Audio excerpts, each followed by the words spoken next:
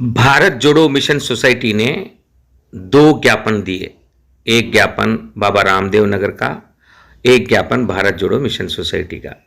वह इसलिए क्योंकि हमें शक था कि बाबा रामदेव नगर के विकास समिति में शामिल कुछ लोग भूमाफियाओं से साठ-गांठ कर बिक जाएंगे। लिहाजा हम हमारी अपनी ईमानदारी पर शक नहीं कर सकते। हम आगे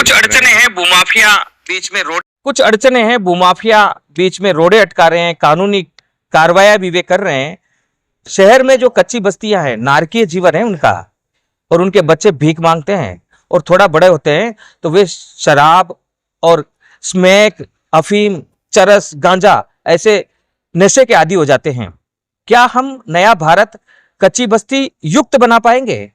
कच्ची बस्ती मुक्त भारत होगा। और माननीय प्रधानमंत्री ने धारावी कच्ची बस्ती को 25,000 करोड़ रुपए 8 महीने पहले दिया है। हमें आशा जगी है।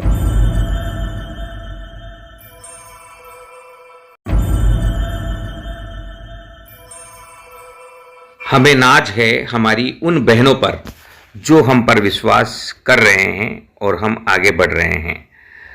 यह अब चुनाव आचार संहिता का दौर है। चुनाव आचार संहिता के दौर में भूमाफिया कब्जे करते हैं, नकली पट्टे बनते हैं, क्योंकि आचार संहिता के दौरान नेताओं की नहीं चलती है। नेता अब चुनाव में लग जाएंगे, पीछे से भूमाफिया भ्रष्ट अधिकारियों से साठ-गांठ कर जमीनों पर कब्जे करेंगे, अवैध निर्माण होंगे। लेकिन भारत जोड़ो मिशन सोसाइटी बाबा रामदेव नगर विकास समिति के साथ इस दिशा में आगे बढ़ रहा है। कुछ दिनों पहले की यह कार्रवाई मजबूत थी। अचानक एक ज्वार उठा और वह वापस बैठा दिया गया कुछ लोगों के द्वारा। कुछ लोग कठपुतली बन भारत जोड़ो मिशन सोसाइटी के अभियान के अंदर आए, लेकिन हम उनसे पहले यह बात भांप चुके थे कि भारत जोड़ो मिशन सोसाइटी का इस अभियान को रोकने का कुचक्र किया जाएगा।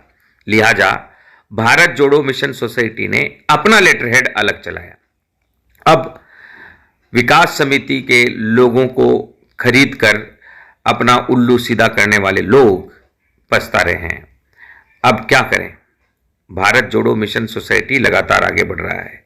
चाहे हमें जेल जाना पड़े, चाहे हमें कोई गोली मार दे, हम इस यात्रा से रुकेंगे नहीं। लेकिन अब समस्या यह है कि इस यात्रा को शुरू कहां से किया जाए।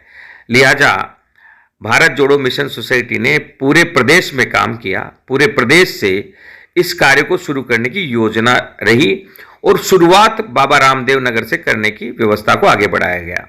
हमारी जो भारत जोड़ो मिशन सोसाइटी के सदस्य हैं, रोड़ी देवी, शकूर भाई, मदीना, मीरा, सीता, नंदू, विक्रम गुजराती और ग्यारसी और अन्य जितने भी सदस्य हैं, हमारे साथी हैं, उन सब ने तय किया कि यहाँ से और इसी दिशा में हम ज्ञापन देने की कोशिश करें।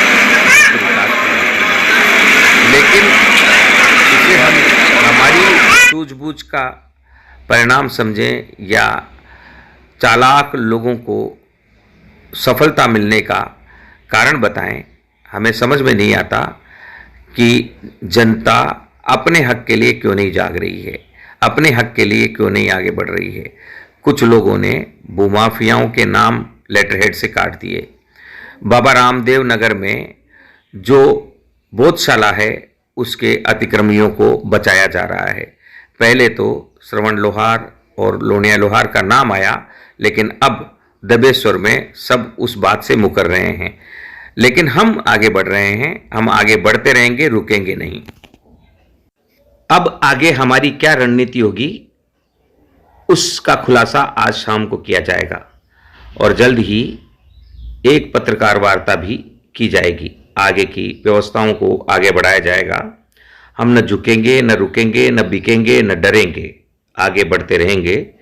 बाबा रामदेव नगर में चूंकि अब भारत जोड़ो मिशन सोसाइटी के लिए प्रतिकूल व्यवस्थाएं नहीं रही, तो हम इस अभियान को किसी अन्य बस्ती से या किसी अन्य जगह से अन्य तरीके से आगे बढ़ाएंगे। पूरी जानकारी के लिए आप जुड़े रहिए। आज शाम को हर बात का खुलासा किया जाएगा।